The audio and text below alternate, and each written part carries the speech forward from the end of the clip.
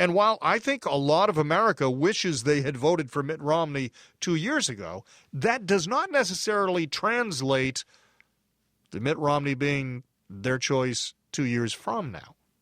That's different. So we'll see.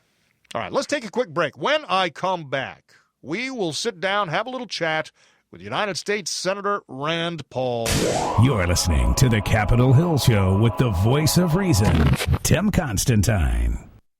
The Capitol Hill Show. The Westboro Baptist Church joined me recently with their special message from God. What about Canada? You like Canada? No, God hates Canada. All right, let me run down a little checklist then. Does God hate Mexico? Absolutely. Go to www.godhatestheworld.com, and we're almost done with every country. Is there any place that he does not hate? Does God hate every country? He hates the entire world. God's got the whole world in his hands. The whole world in his hands. About that lady that called. Yes. John 3:16, the first 5 words in there. For God so loved the world. Thank you. Everybody here in his hands. The whole world in his hands. You'll laugh, you'll cry. It's the feel-good hit of the year. It's the Capitol Hill Show with Tim Constantine. In his hands, you know God's got the... The Capitol Hill Show with Tim Constantine. Serving Washington, D.C. and all of America. Good afternoon, everybody. Hi, there's Tim Constantine with you. Joining me right now on the phone, United States Senator Rand Paul. Senator, how are you this afternoon? Quite good, Tim. Thanks for having me on. Thanks very much for being here. You have raised the issue that maybe we need to wait here and have a little discussion about the Fed, specifically about auditing the Fed. Tell me more what you have in mind. Well, you know, if the prerequisite for being chairman of the Fed is that you can print money faster than Bernanke, it's probably right up her alley. But no, I think that we have to be worried about the destruction of the currency. We've lost 96% of the value of the dollar over the last 100 years or so, and I'm afraid it may be accelerating. With regard to audit the Fed, we would like to have a vote on audit the Fed. It passed by overwhelming bipartisan majority in the House. Every Republican and 100 Democrats voted for it. And we'd like to see a vote in the Senate, but it's been held hostage for 3 years now. Let's talk about the Fed, because for the average bear out there, the guy or the gal who goes to work every day, comes home at night, feeds the kids, puts them to bed, sits and has a glass of wine with their spouse, they hear the name, but they don't necessarily know all the details about the Fed. The role of the Federal Reserve is what? The Fed basically buys our debt. They print up money and they buy the debt of the country. But by doing so, they put the new money into circulation, and that causes prices to rise. When prices rise, the people that get hurt the worst are the working class and those on fixed income, senior citizens, because their payments or their wages don't keep up with the prices. We had a huge problem with this in the 1970s, finally quashed in the early part of the 1980s. We haven't had so much inflation of prices, but we still have some. But what we have is a lot of creation of money, and right now it's sitting in the banks. In 2008, they started giving it a fancy name. They call it quantitative easing, and then they call it Operation Twist and all these other fantastic names. But the bottom line is they're creating new money. The people who get their hands on the new money first can profit by it, but as it filters into the system and people become aware that the money supply is increased, then prices increase, and the working class and those on fixed income get hurt by it. By the way, you're an automatic winner in Scrabble if you can get the word quantitative in. There you go. Now, who oversees them right now? Who decides on a day-to-day basis, okay, what they're doing is in the best interest or is not? They're overseen by the chairman of the Fed, and that's appointed by a political appointee. The president makes this appointment. I believe it's a 7-year term. We've had Bernanke for quite a while. Before that, we had Greenspan for a couple of decades. Before that, we had Volcker.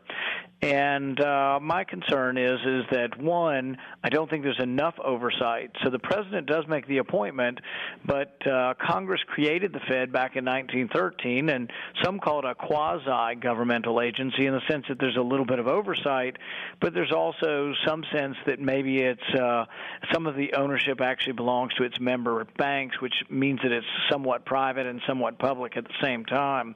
But what I am concerned about is that with a $17 $14 trillion debt, and the fact that we're borrowing about somewhere between $20,000 and $30,000 every second, borrowing more than $1 million every minute, my concern is that really this could lead to a panicky situation like we had in 2008, where there's an abrupt upheaval and the danger of the entire economy collapsing.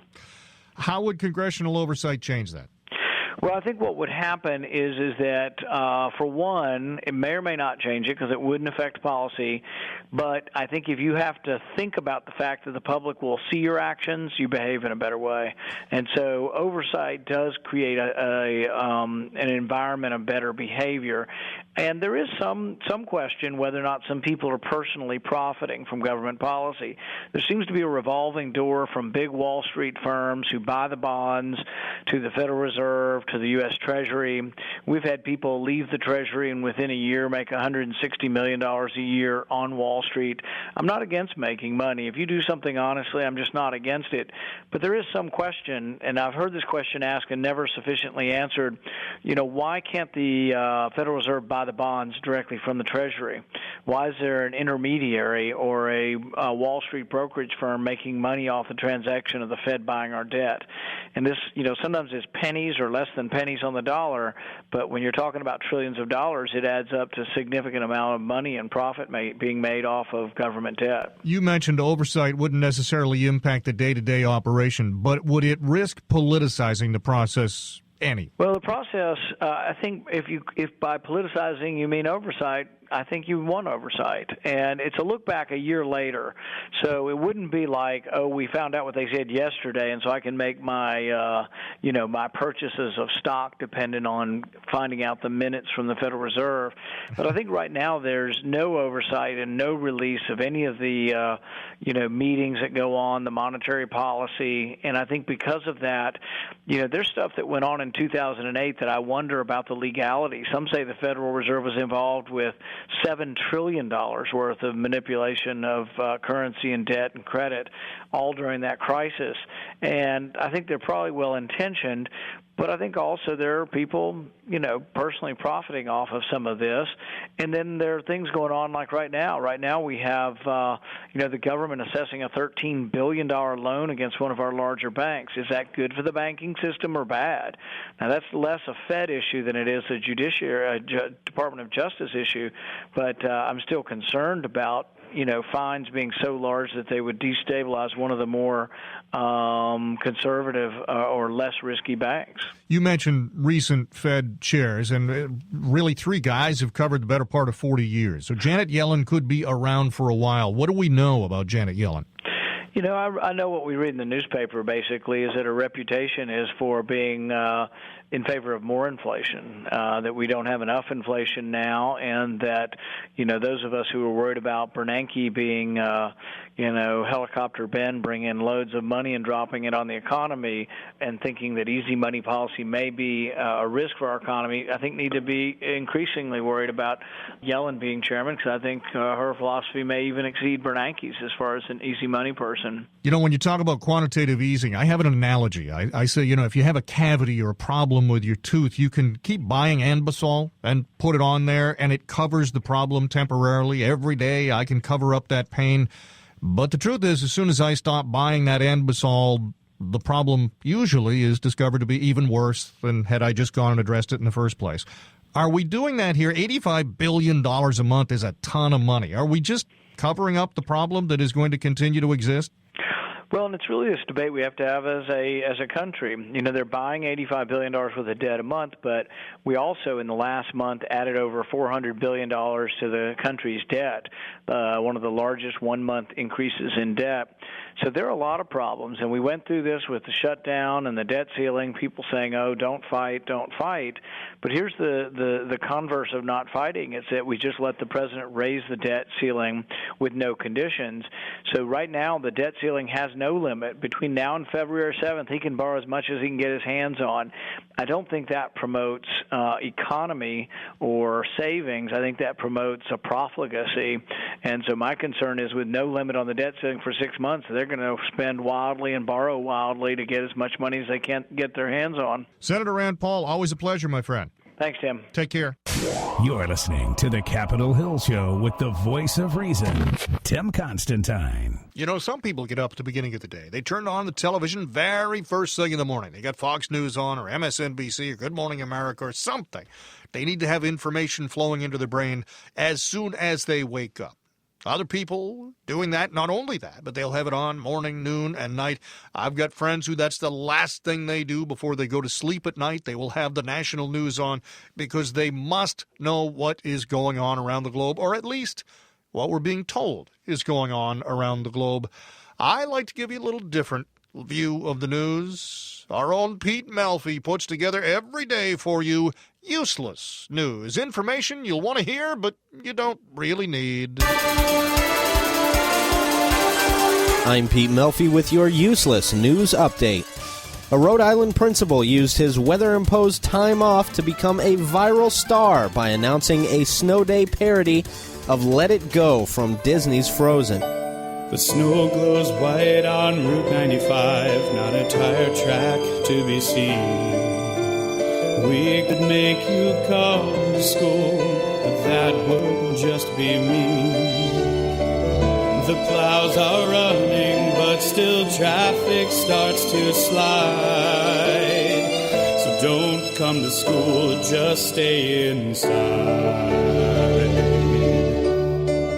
Don't come to school here at MP today. First, that is the most hilarious principal I've ever heard of. Second, I just got out of talking for an entire minute. You're listening to the Capitol Hill Show with the voice of reason, Tim Constantine. Good afternoon, everybody. Hi there, it's Tim Constantine. Now, you hear me talk from time to time about education, not only as a political topic, but because I have an 11-year-old son. You've heard me complain about Common Core. You've heard me complain about all kinds of things because, well, educating our young people is important. We want to make sure that everybody is getting a fair shake, but we want to elevate that up as high as we can. We have good teachers and bad teachers. It's not different than any other profession. If you got good plumbers and bad plumbers, you have good politicians and bad politicians. Bottom line is we want to encourage those that dedicate their lives to educating young people. But in some places around the country, they are being discouraged. If they happen to be conservative, for example, they may choose, well, they may not have the option, but they might prefer not to join the teachers' union if that union is then pushing and promoting liberal causes, liberal candidates. But guess what? In some places, they are compelled to join. That's right. You can't be a teacher in California, for example, in certain areas without joining the union. You must join or you are iced out. Well, this doesn't seem fair, doesn't seem legal, doesn't seem appropriate, and so it has been going through the court system. It has been going because, matter of fact, we've had one of the teachers on this show before, and now it is making its way all the way to the Supreme Court. Joining me right now to talk about the case where teachers want to know whether they can be forced to join a union, our good friend Terry Pell. Hi, Terry. How are you?